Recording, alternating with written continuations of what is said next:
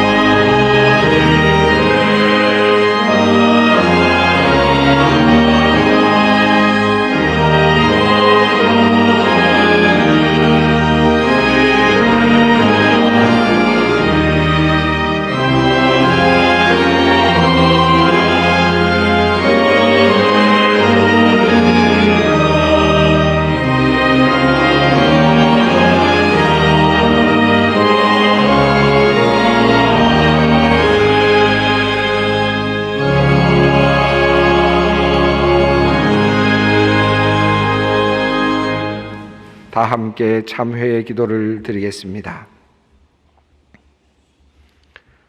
우리의 발걸음을 인도하시는 사랑의 하나님, 한없이 부족한 우리들이 주님 앞으로 다시 나왔습니다. 코로나19 감염병이 계속 확산되고 있는 가운데 그래도 주님 의지하며 주님 앞으로 나온 저희를 긍휼히 여겨 주시기를 원합니다. 하나님, 감염병 하나에 온 나라와 온 세계가 두려움으로 떨고 있습니다. 특별히 오늘은 우리가 대면하여 예배를 드릴 수 있는 마지막 예배입니다. 코로나 확진자들이 늘어나면서 당분간 우리는 이 예배당에서 함께 예배를 드릴 수 없는 형편이 되었습니다. 절박한 위기 상황이 도래하며 다시 우리를 돌아봅니다. 왜 우리가 이런 형벌과 같은 시간을 살아가고 있는지, 우리가 아직 회개하지 아니하고 붙들고 있는 것은 무엇인지 우리의 허물과 죄를 다시 돌아봅니다. 하나님, 우리가 너무 교만하였습니다. 방심하였습니다. 인내하지 못하였습니다. 백신이 개발되었다는 소식이 마치 모든 문제를 해결하는 복음인 양 착각하였습니다. 인간의 위대함을 찬양하며 자고한 마음이 되어 있었습니다. 그러나 그 사이 새롭게 등장한 변종 바이러스는 우리가 여전히 주님의 형벌 가운데 있음을 다시 깨우쳐 주고 있습니다.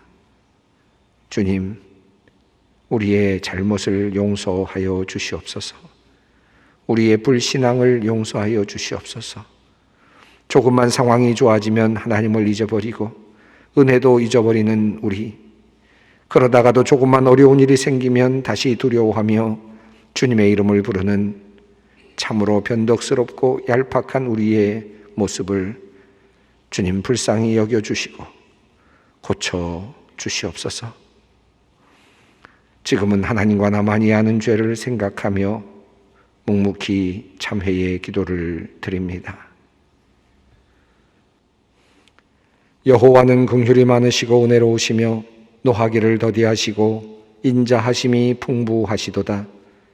아버지가 자식을 긍휼히 여김같이 여호와께서는 자기를 경외하는 자를 긍휼히 여기시나니 이는 그가 우리의 체질을 아시며 우리가 단지 먼지뿐임을 기억하심이로다. 그러므로 주 예수 그리스도 안에 있는 자에게 결코 정죄함이 없느니라. 아멘.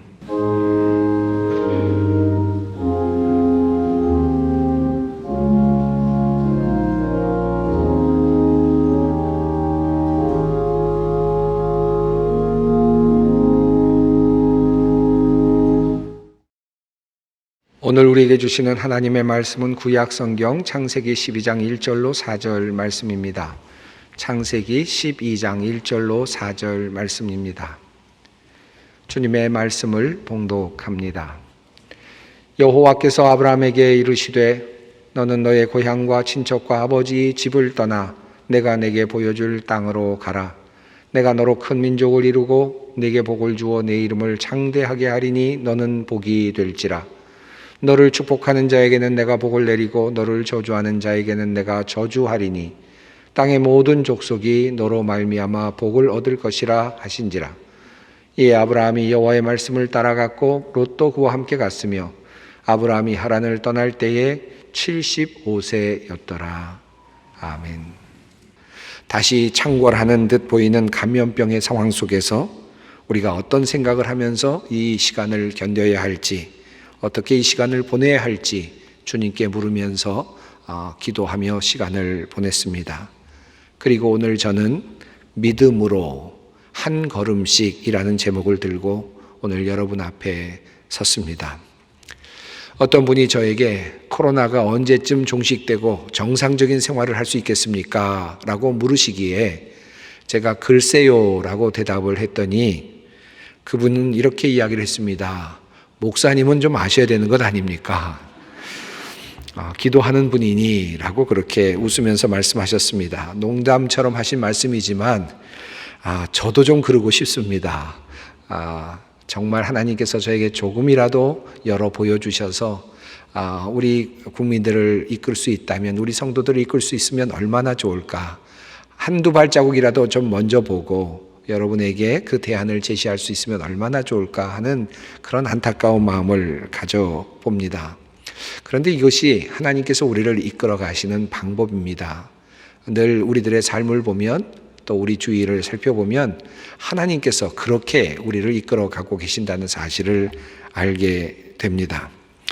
오늘 본문은 우리가 너무나도 잘 알고 있는 말씀이죠. 여러 번 여러분이 설교로 들으셨을 그런 본문입니다.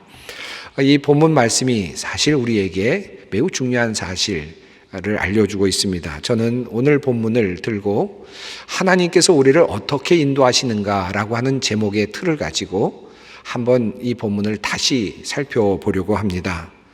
오늘 본문 말씀은 아브라함을 부르시는 하나님께서 아브라함을 부르시는 그 내용입니다. 너는 내가 살고 있는 땅과 내가 난 곳과 그리고 너의 아버지 집을 떠나라. 그리고 내가 보여주는 땅으로 가라. 내가 너로 큰 민족을 이루게 할 것이고 너에게 복을 주어서 너의 이름을 떨치게 해주겠다. 모든 민족이 너로 인해 복을 받도록 해주겠다. 엄청난 축복의 말씀을 주시면서 아브라함에게 첫 번 만남을 가지셨던 하나님의 모습, 이것이 오늘 본문의 내용입니다. 하나님께서 아브라함에게 다가오셔서 하셨던 그 모습은 아브라함에게 큰 꿈을 주시는 것이었습니다. 멋진 꿈을 꾸도록 해주시는 것이었고 큰 비전을 주시는 것이었습니다. 하나님의 꿈, 하나님의 생각, 아브라함을 향하여 생각하고 계시는 그 멋진 하나님의 비전을 아브라함에게 직접 알려주셨습니다. 이것이 하나님과 아브라함의 첫 번째 만남의 모습이었습니다. 하나님께서 인간을 만나실 때, 그리고 하나님께서 아브라함을 만나셨을 때 늘 하나님께서는 이렇게 큰 비전을 주시면서 만나실 때가 꽤 많습니다. 그런데 하나님께서 이렇게 큰 비전을 주시는 것과는 달리 하나님께서 그의 삶을 인도하시는 내용을 보면 사실은 하나님께서 어떻게 인도하시는가 사실 궁금할 정도로 하나님의 흔적이 보이지 않는 경우가 꽤 많습니다. 하나님께서 이렇게 거창한 꿈을 주시면서 아브라함으로 하여금 고향 땅을 떠나게 해주셨는데 그리고 나서 아브라함과 하나님 사이에 어떤 일이 있었는가를 생각해 본다면 그 약속과는 별로 연관되지 않는 그런 일들이 있지 않았나 하는 생각이 듭니다. 아브라함이 하나님의 음성을 들었을 때 나이가 75세였다고 그렇게 성경은 증언하는데 여러분이 잘 아시는 것처럼 아들 이삭이 태어난 때는 100세였습니다. 다시 말하면 25년 동안 하나님께서는 너로 인하여 큰 민족을 이루게 해주시겠다는 약속을 실제로는 행동으로 보여주시지 않으셨습니다. 기다리다 지쳤던 아브라함은 이제 하나님께 나아가서 이렇게 빗대어서 묻게 되죠. 나의 상속자는 다메섹 사람 엘리에셀이 되어야 하지 않겠습니까? 창세기 15장의 내용입니다. 아마도 이 아브라함은 지금까지 아무런 말씀이 없으신 거 보니까 대안을 찾아야 되겠다라는 그런 생각이었겠죠. 하나님을 대신해서 아마 대안을 찾는 마음도 있었을 것 같습니다. 하나님께 허락을 받고 그리고 엘리에셀을 통해서 민족을 이루고자 하는 그런 꿈을 꾸었을 것입니다. 그때 하나님께서 어떻게 하셨습니까? 그를 데리고 밖으로 나가십니다. 그리고 아마도 밤이었던 것 같은데 하늘의 별들을 보게 하셨습니다. 그리고는 하나님께서 이렇게 그에게 말씀하시죠. 하늘을 우러러 무뼈를 셀 수 있나 보라. 또 그에게 이르시되 내 자손이 이와 같으리라. 하나님께서는 지금 아브라함이 혼란에 빠져 있고 또 구체적으로 활동하고 계시지 않는 하나님을 보면서 어떻게 하나님께서 나에게 하실 것인가에 대해 궁금해하는데 이 아브라함에게 하나님은 또다시 밖으로 그를 나가게 하시고 별들을 보게 하시면서 너의 자손이 이 별들처럼 많아지게 하겠다. 거창한 또 다른 꿈을 심어주셨습니다. 하나님은 이렇게 꿈을 이야기하시고 멋진 비전을 보여주시는데 그럼에도 불구하고 하나님께서는 그에게 구체적으로 그의 삶에 나타나셔서 구체적인 인도를 또 어떻게 가야 될지의 그 길을 말씀하여 주시지는 않는 듯 보였습니다. 그래서 아브라함은 계속해서 방황하죠.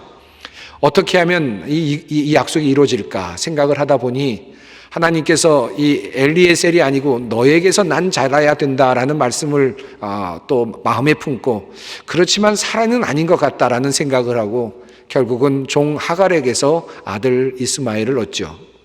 하나님께서 그때라도 좀 이야기를 해주셨으면 얼마나 좋았겠습니까?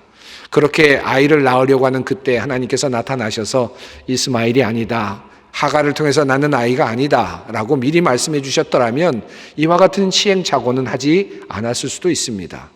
그런데 아이가 태어난 다음에서야 하나님께서는 또다시 그가 아니라고 말씀을 하셨고 그리고 나서도 14년을 기다려서야 이삭 아들을 낳게 됩니다. 아브라함의 이러한 이야기를 읽어가면서 한 가지 아쉬운 점이 있죠. 이미 말씀드렸습니다마는 하나님께서 조금만 더 자세하게 말씀하셨다면 얼마나 좋았을까.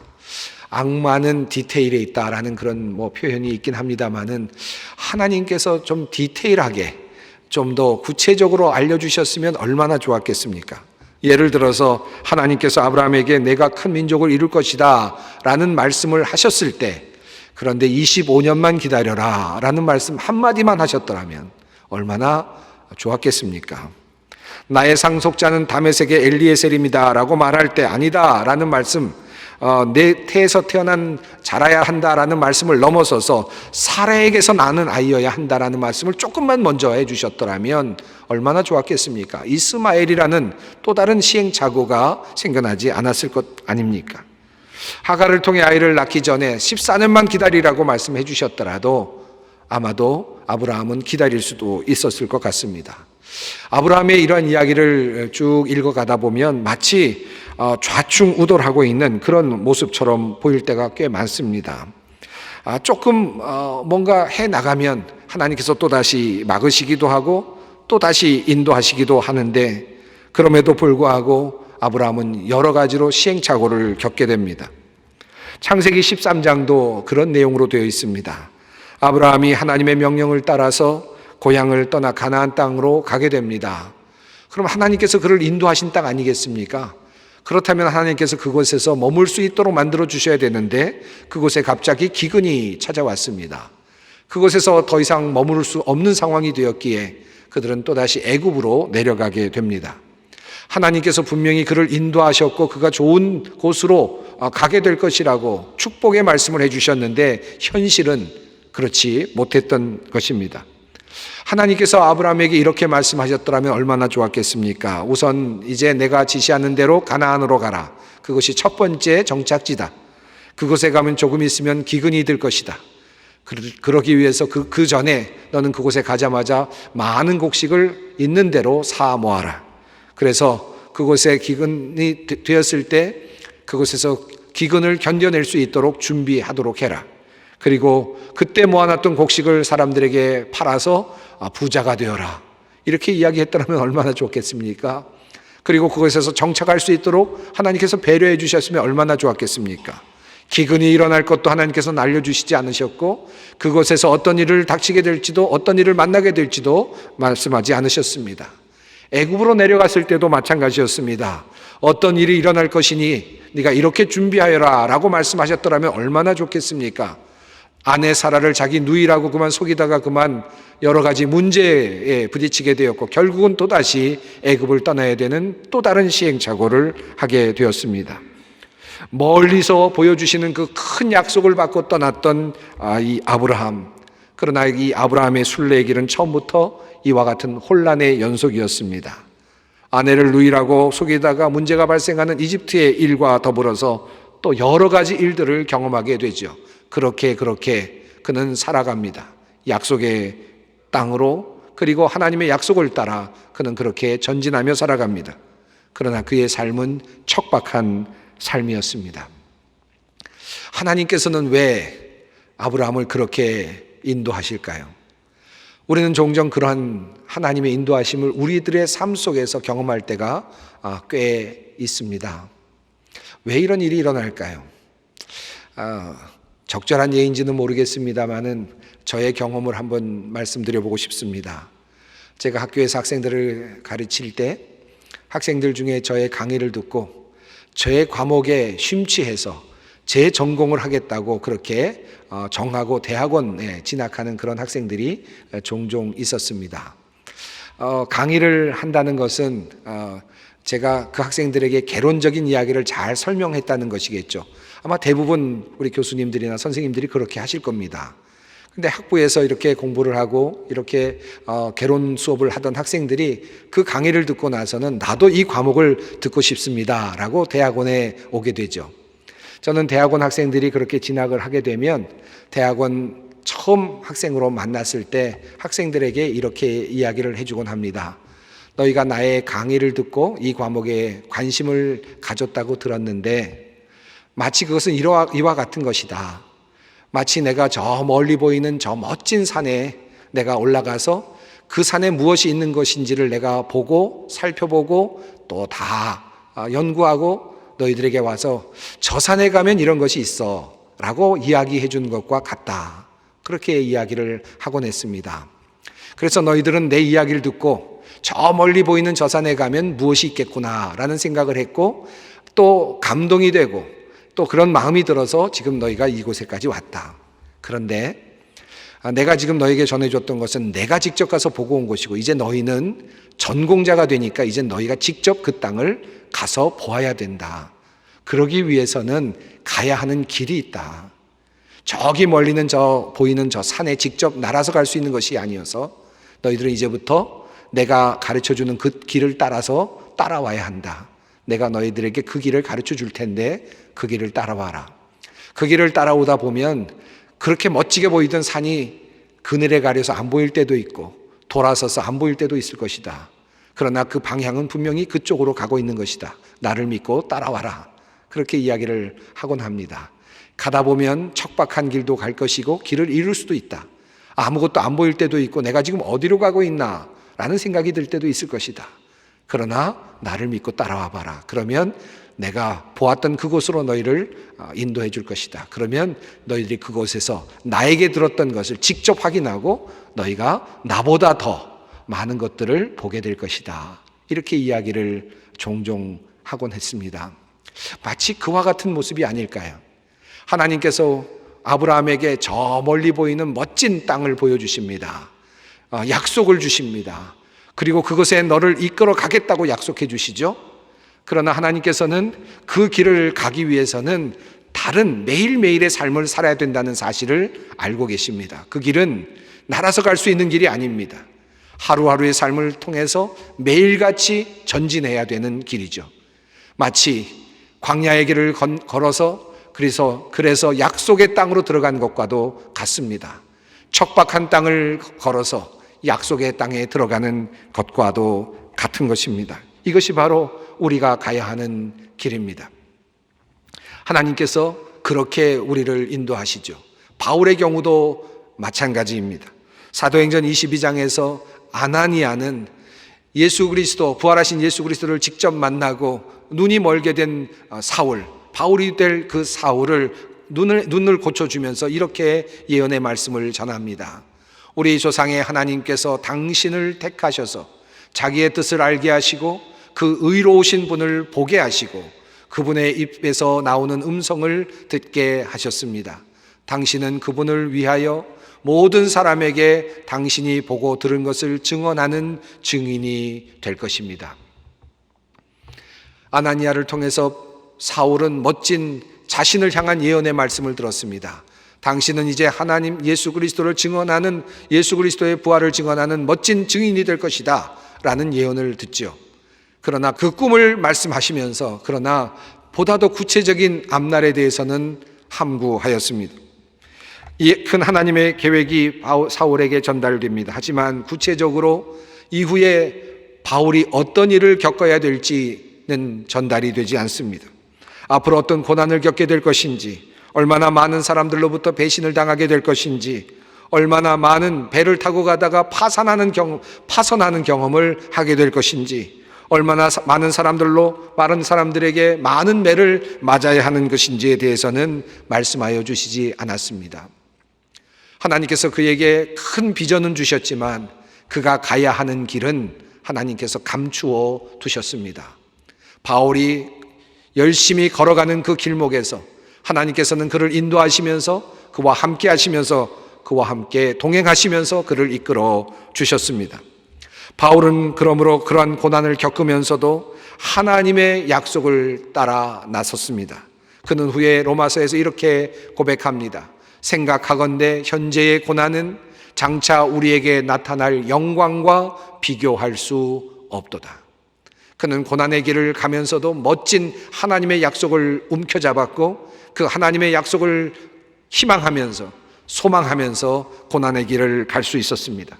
이것이 바로 믿음이요, 이것이 바로 하나님께서 우리들을 인도하시는 하나님의 방법이기도 합니다. 오늘 본문 말씀 중에 이런 말씀이 있습니다. 주목해 보고 싶은 말씀이 있는데 내가 내게 지시할이라고 하는 표현입니다. 이 표현은 내가 너에게 보여줄, 또 보여주는 이라고 하는 의미로 해석할 수 있습니다. 최종적인 목표 지점, 내가 너를 이끌 바로 그 목표 지점이기도 하지만 사실 하나님께서 아브라함에게 말씀하셨을 때 그 목표 지점은 예수 그리스도에게까지 연결되고 있었기에 그는 끝까지 볼 수 없는 상황이었습니다. 하나님께서 그에게 말씀하시는 것은 매일같이 하루하루 그에게 눈을 열어주셔서 보게 해주실 것을 말씀하시는 것이었습니다. 그와 함께 동행하실 것을 약속하시는 말씀이기도 했습니다. 아브라함은 이렇듯 하나님의 약속을 따라 나아갔고 결국은 그 믿음을 가지고 믿음의 사람으로 우뚝 설 수 있었습니다. 훗날 그래서 히브리서는 아브라함을 평가하면서 다음과 같이 표현하고 있습니다. 믿음으로 아브라함은 부르심을 받았을 때 순종하고 장차 자기 몫으로 받을 땅을 향해 나갔습니다. 그런데 그는 어디로 가는지를 알지 못했지만 떠난 것입니다. 이 사람들은 모두 믿음을 따라 살다가 죽었습니다. 그들은 약속하신 것을 받지는 못했지만 그것을 멀리서 바라보고 반겼으며 땅에서 오는 길손과 나그네 신세임을 고백하였습니다. 이 땅에서는 나그네와 그리고 그저 길손과 같은 그런 신세로 살아가지만 하나님께서 주신 그 약속을 바라보면서 한 걸음씩 한 걸음씩 전진했던 바로 그 아브라함의 모습을 히브리서는 멋지게 표현해 주고 있습니다. 이 예수님께서 우리에게 어떤 약속을 주셨나요? 이 예수님께서는 우리에게 요한복음 14장에서 이런 말씀을 주셨습니다. 너희는 마음에 근심하지 말라. 하나님을 믿으니 또 나를 믿으라. 내가 너희를 위하여 거처를 예비하러 가노니 가서 너희를 위하여 거처를 예비하면 내가 다시 와서 너희를 내게로 영접하여 나 있는 곳에 너희도 있게 하리라. 여러분, 하나님의 약속은 늘 이런 형식입니다. 멋진 미래를 말씀하시고 최종적인 목표 지점을 말씀해 주시고 우리가 가야 할 그 목표 지점을 보여주시는데 이것은 아주 멀리 있는 것처럼 보이기도 하고 가장 위대한 것이지만 우리 눈에 바로 나타나지 않는, 우리 손에 잡히지 않는 그런 것들입니다. 하나님께서 예수 그리스도를 통하여 이와 같은 약속을 주시면서 우리에게 원하는 것이 무엇일까요? 마음에 근심하지 말고 하나님의 그 약속을 믿고 이 땅에서의 삶을 충실하게 살아내라.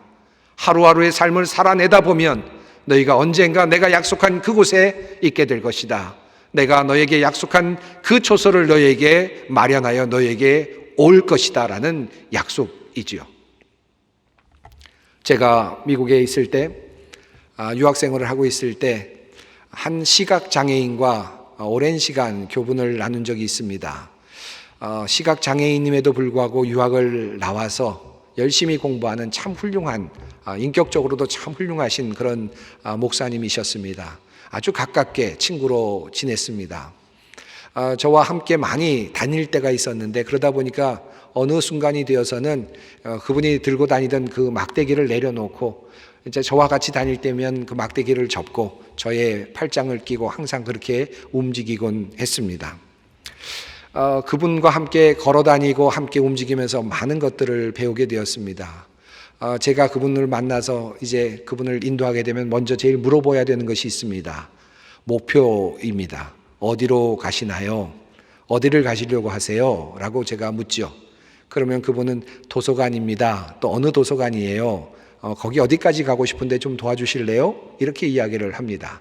자, 목표 지점이 분명해야 됩니다. 그리고 나서 제가 그분을 이제 이끌고 인도에 가죠. 처음에는 제가 잘 몰라서 이렇게 이야기를 하곤 했습니다. 저기 좀 위험한 데가 있어요. 저기 저쪽 조심하세요. 저 앞에 뭐가 있네요. 이렇게 이야기를 했더니 그분이 굉장히 당황했습니다. 저 앞이 어느 정도 있는지를 알 수가 없었던 거죠. 그러다 보니까 더 힘들어하고 저의 안내를 제대로 알아듣지 못했습니다. 나중에 제가 알았죠. 그래서 그 다음부터는 이렇게 이야기를 했습니다. 자, 이제 한 발자국 오른쪽으로 갑니다. 그리고 이제 계단이 5개 있습니다. 다 올라간 다음에는 이제 평지인데요. 한 서너 발자국 있습니다. 평지입니다. 그리고 이제 세 계단이 내려갑니다. 내려간 다음에 오른쪽으로 갑니다. 한 발자국 한 발자국을 가르쳐 줬습니다. 그러자 발걸음도 힘차게 됐고 훨씬 더 쉽게 움직일 수가 있었습니다. 여러분, 시각장애인들이 이렇게 막대기를 짚고 가지 않습니까? 그분들이 이렇게 짚는 그것이 뭔지 아십니까? 저도 나중에 그분에게 들었는데 그분이 그 지팡이를 딱 짚는 것이 바로 다음에 자기가 밟을 땅입니다. 자기가 밟을 땅을 한번 짚어보고 막대기로 확인해보고 그곳을 발을 밟는 거죠. 그 다음번에도 마찬가지입니다. 그러니까 막대기는 바로 앞서서 가는 바로 그와 같은 자기의 발걸음을 인도해주는 그와 같은 역할을 하는 것입니다. 이것이 우리들의 삶입니다. 한 걸음 한 걸음 나아가는 것, 그리고 목표를 향해 전진하는 것, 이것이 바로 우리의 삶입니다. 조금 더 앞에 있는 것 보는 것, 조금 더 먼저 일어나는 것 보는 것, 그것이 중요한 것이 아니라 하나님께서 나와 함께 하시고 내가 하나님을 따라가고 하나님께서 내가 곧 길이라 예수께서 말씀하신 그 말씀을 따라서 믿고 따라가는 것, 내가 너의 길의 발등에 등이 될 것이다 말씀하신 그 말씀을 따라 살아가는 것, 이것이 바로 우리가 하나님의 인도하심을 받는 방식입니다. 여러분 익숙한 말씀 한 말씀을 제가 또 읽어 드리겠습니다. 여호와의 말씀이니라. 너희를 향한 나의 생각을 내가 아나니 평안이요 재앙이 아니니라. 너희에게 미래와 희망을 주는 것이니라. 너희가 내게 부르짖으며 내게 와서 기도하면 내가 너희들의 기도를 들을 것이요 너희가 온 마음으로 나를 구하면 나를 찾을 것이요 나를 만나리라. 여러분 이 말씀 기억나십니까? 제가 2020년 1월 둘째 주일 포로에게 말씀하시다라는 말씀으로 코로나19의 상황과 연결되어 있는 말씀으로 여러분에게 말씀드렸던 선포한 말씀입니다. 여러분 이 말씀을 제가 오늘 다시 보았습니다. 여러분 이 말씀이 어떻게 되어 있나요? 너희를 향한 나의 생각을 내가 아나니 평안이요 재앙이 아니니라. 누구를 향해서 하시는 말씀인지 아십니까? 포로로 잡혀가고 있는 그들을 향하여 주시는 말씀입니다. 앞으로 10년이 될지 20년이 될지 70년이 될지 모르는 포로의 상황으로 지금 들어가고 있는 이스라엘 백성들을 향하여서 하나님께서는 또 다른 비전, 또 다른 꿈을 주십니다. 너희는 반드시 돌아올 거야. 너희는 반드시 이 땅으로 포로에서 해방되어 돌아올 것이다. 후에 70년이라고 한 긴 세월이 걸렸지만 하나님께서는 이미 그들에게 그 목표를 주십니다. 그리고 어떻게 하십니까? 하루하루 그들과 함께 동행해 주신 거죠. 여러분, 우리의 상황도 그렇습니다. 코로나19 언제 우리가 회복될 것인가? 하나님은 이미 우리에게 말씀하십니다. 너희를 향한 나의 생각은 바로 평안이요 재앙이 아니라 너희에게 미래와 희망을 주는 것이다. 어렵지만 이 말씀을 꼭 붙잡기 바랍니다. 그리고 어렵지만 하루하루를 힘차게 살아내십시다.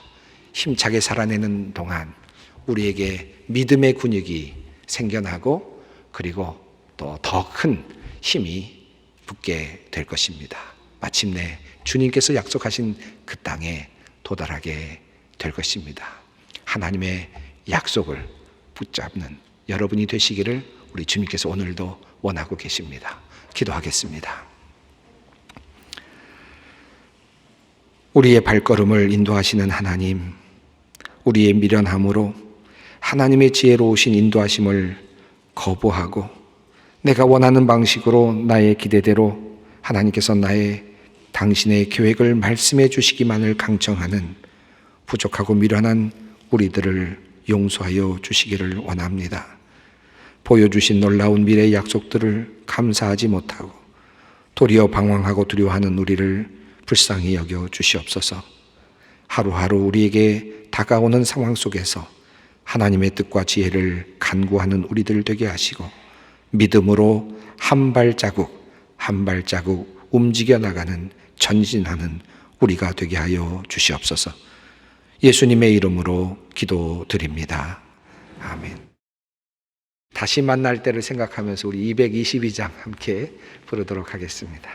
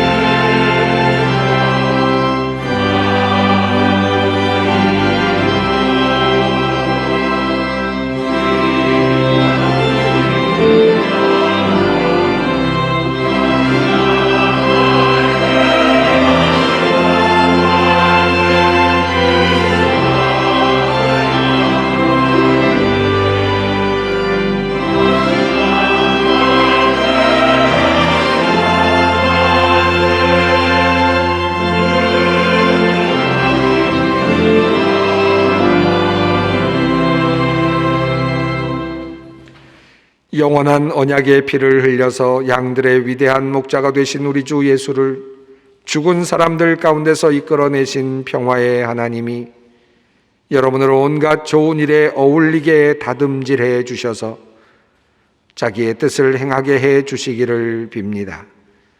또 하나님께서 예수 그리스도로 말미암아 우리 가운데 주께서 기뻐하시는 바를 이루시기를 빕니다. 우리 주 예수 그리스도의 은혜와 하나님의 사랑하심과 성령님의 교통하심이 하루하루를 인도하시는 하나님을 의지하며 주신 약속 붙잡고 믿음으로 나아가는 주님의 모든 백성들 위해, 소망의 성도들 위해, 이 나라와 민족과 역사 위에 항상 함께 하시기를 축원하옵나이다. 아멘.